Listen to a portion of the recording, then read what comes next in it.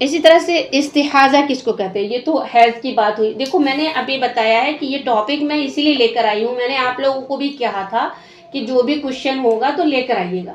تو اس کے متعلق جتنے سارے کوشچن ہیں میرے پاس وہ سارا میں آپ کے پاس رکھوں گی. ابھی میں مختصراً اس کے احکام مسائل بتا رہی ہوں. اس کے بعد کوشچن آنسر کی صورت میں الگ الگ جگہوں سے جو سوالات آئے ہیں، ٹھیک ہے، علماء کرام کے پاس، تو وہ میں پڑھوں گی انشاءاللہ تعالی.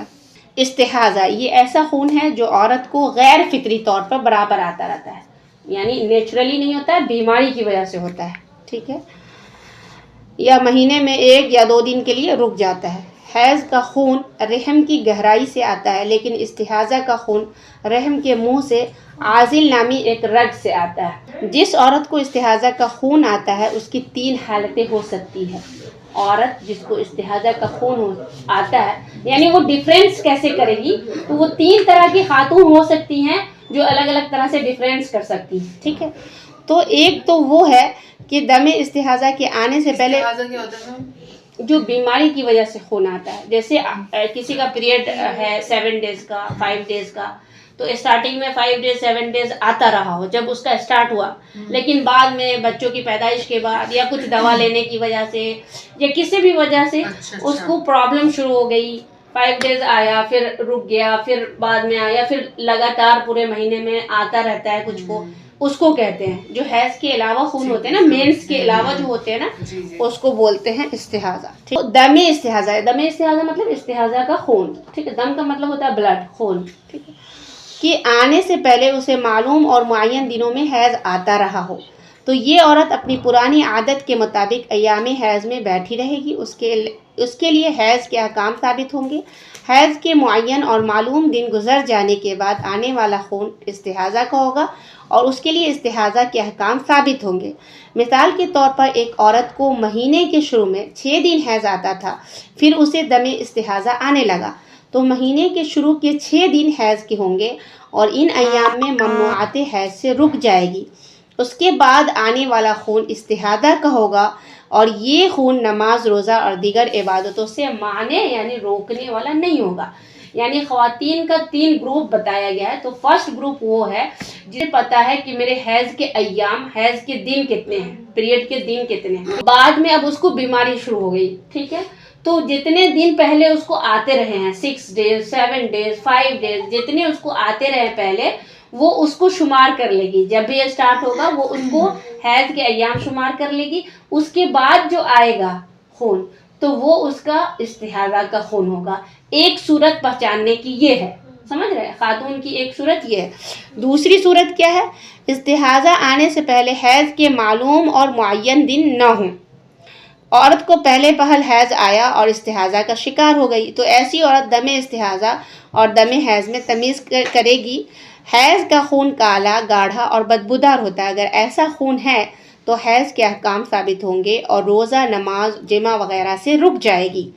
اور جب خون کا رنگ و بو بدل جائے تو آنے والا خون استحاضہ ہوگا اور یہ خون کسی بھی عبادت سے مانع نہیں ہوگا، کسی عبادت سے روکنے والا نہیں ہوگا. مثال کے طور پر ایک عورت کو پہلے پہل حیض آیا اور مسلسل جاری رہا 10 دن تک، خون کالا رہا، اس کے بعد بقیہ پورے مہینے سرخ خون آیا یا 10 دن تک بدبودار خون آیا، اس کے بعد پورے مہینے غیر بدبودار خون آیا یا 10 دن تک گاڑھا خون آیا اور بقیہ ایام میں پتلا، تو 10 دن تک کالا، گاڑھا اور بدبودار آنے والا خون حیض کا ہوگا اور بقیہ استحاضہ کا.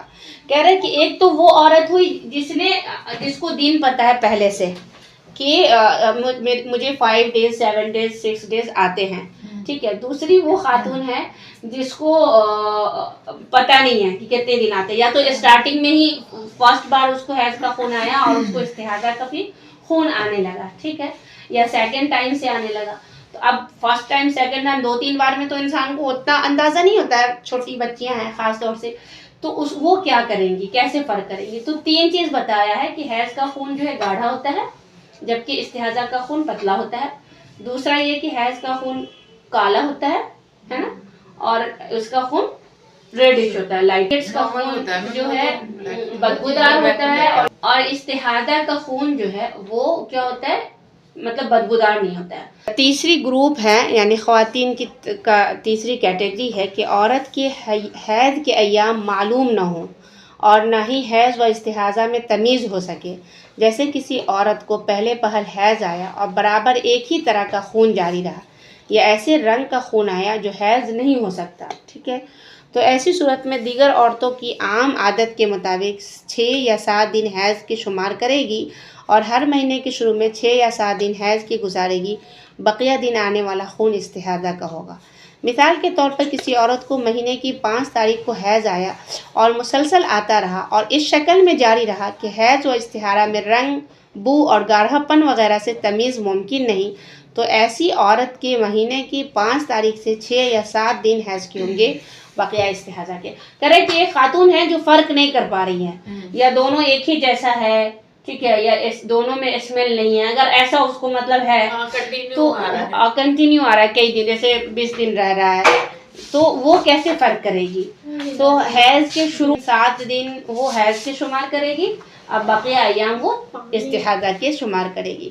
تو یہ بہت اچھی مطلب 3 صورت دی گئی ہے، دھیان دو، 3 صورت دی گئی ہے بہت اچھی فرق کی۔ ایک تو یہ ہے کہ اپنے ایام سے جانے گی خاتون، بات سمجھ میں آ رہی؟ حیض اور استحاضہ میں ڈفرینس کیسے کریں گے؟ ایک یہ کہ اپنے ایام سے جانے گی، جو شروع سے ایام آتے رہے ہیں، جو دن آتے رہے ہیں، جتنے دن ہوتا رہا ہے اس سے جانے گی۔ دوسرا یہ کہ فرق کرے گی، اور تیسرا یہ کہ اگر تبھی بھی فرق نہیں آتا ہے اور بہت لمبے مدت تک جاری رہ رہا ہے جیسے لگاتار، تو وہ کیا کرے گی؟ 6 دن 7 دن وہ حیض کے شمار کرے گی جب سے اسٹارٹ ہوا ہے اس دن سے، ٹھیک ہے، اور اس کے بعد وہ استحاضہ کا خون شمار کرے گی۔ استحاضہ کے احکام کیا ہے؟ مستحاضہ پاک عورتوں کے حکم میں ہے، صرف 2 مسئلے الگ ہیں ان کا۔ ایک کیا ہے؟ ہر نماز کے لیے وضو کرنا ضروری ہے، ٹھیک ہے۔ مستحاضہ عورت کے جو ہے ایک وضو سے 2 نماز نہیں پڑھ سکتی ہیں، ہر نماز کے لیے وضو کرنا ضروری ہے۔ نبی صلی اللہ علیہ وسلم نے فاطمہ بنت جحش کو حکم دیا تھا کہ ہر نماز کے لیے وضو کرو۔ صحیح بخاری معلفت ہے، جلد نمبر 1 ہے 332۔ دوسرا مسئلہ کیا ہے ان کا؟ وضو کرتے وقت عورت خون وغیرہ دھل کر پٹی باندھ لے تاکہ خون کا آنا بند ہو جائے۔ 3 فرق میں نے بتایا ہے نا کہ 3 طرح سے فرق کر سکتی ہے، تو تینوں کی دلیلیں بھی ہیں۔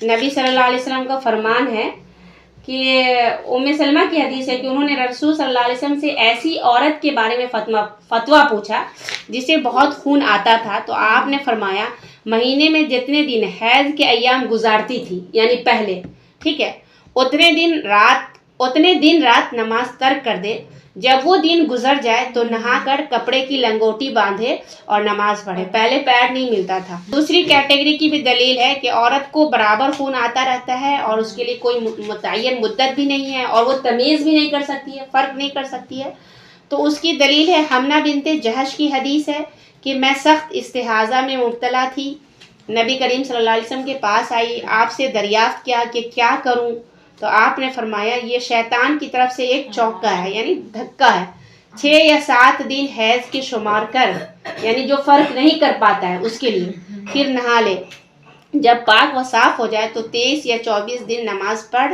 اور روزے رکھ، یہی تجھے کافی ہے۔ ہر مہینے اسی طرح کرتی رہ جس طرح عام عورتیں ایام ماہواری گزارتی ہیں، چونکہ عام عورتوں کے 6 ڈیز 7 ڈیز ہوتے ہیں زیادہ تر، تو ہر مہینے تم 6 ڈیز یا 7 ڈیز کرو، یہ نبی صلی اللہ علیہ وسلم نے ان کو کہا، ٹھیک۔ وہ عورت جو تمیز کر سکتی ہے، دونوں میں ڈفرینس کر سکتی ہے، اس کی بھی دلیل ہے۔ فاطمہ بنت حبیش رضی اللہ عنہ کی حدیث ہے کہ وہ استحاضہ کی بیماری میں مبتلا تھی، ان سے نبی صلی اللہ علیہ وسلم نے فرمایا حیض کا خون سیاہ ہوتا ہے جو معروف ہے، اگر یہی ہے تو نماز مت پڑھو، اگر کوئی دوسرا رنگ ہے تو وضو کر کے نماز پڑھ لیا کرو، اس لیے کہ یہ رگ کا خون ہے، حیض نہیں ہے۔ تو تینوں فرق اور تینوں کی دلیل بھی مل گئی ہے، ٹھیک ہے۔ لہٰذا عورتوں کے 3 احکام بتائے ہیں، نماز کے لیے غسل واجب نہیں ہے، ہر نماز کے لیے وضو ضروری ہے، ٹھیک ہے، اور وضو سے پہلے اپنی شرمگاہ کو دھو لے، اور بہتر یہ ہے کہ پیڈس ڈال لے، ٹھیک ہے۔ نماز کا وقت داخل ہونے سے پہلے وضو نہ کرے، پہلے سے وضو کر کے نہ رہے۔ یہ سب مسائل جو ہیں اچھے سے سنیے، بہت پرابلم ہوتے ہیں اور لوگوں کو بتانے کے لیے بھی سنیے، ٹھیک ہے۔ اس حالت میں جماع جائز ہے کیونکہ حرمت کی کوئی دلیل نہیں ہے. یہاں پر ذکر ہو رہا ہے، سنو، یہاں پہ ذکر ہو رہا ہے مستحاضہ کی جو بیماری والی ہے. مستحاضہ کہتے ہیں جو پیریڈ کے علاوہ بلڈ آتے ہیں، ٹھیک ہے. تو یہ بیماری والی کی بات ہو رہی ہے کہ اس پر وہی احکام نافذ ہوں گے جو پاک عورتوں کے ہیں. پاک عورتوں کی طرح 2-3 مسائل میں الگ ہے، وہ بتا دیا گیا کہ ہر نماز کے لیے وضو کرے گی، پہلے سے وضو کر کے نہیں رکھے گی، ٹھیک ہے. نماز پڑھے گی، روزہ رکھے گی، اعتکاف میں بیٹھے گی، تلاوت قرآن کرے گی، یعنی ساری چیزیں کرے گی. اور اس میں کوئی اختلاف بھی نہیں ہے، یہ متفق علیہ مسئلہ ہے، یعنی سب علماء کا اس پہ اتفاق ہے، یعنی سب سیم ہی بات کرتے ہیں، ٹھیک ہے. میم متفق علیہ مطلب سارے علماء کا ہاں ہاں، متفق علیہ کا مطلب ہوتا ہے سب کا اتفاق ہے.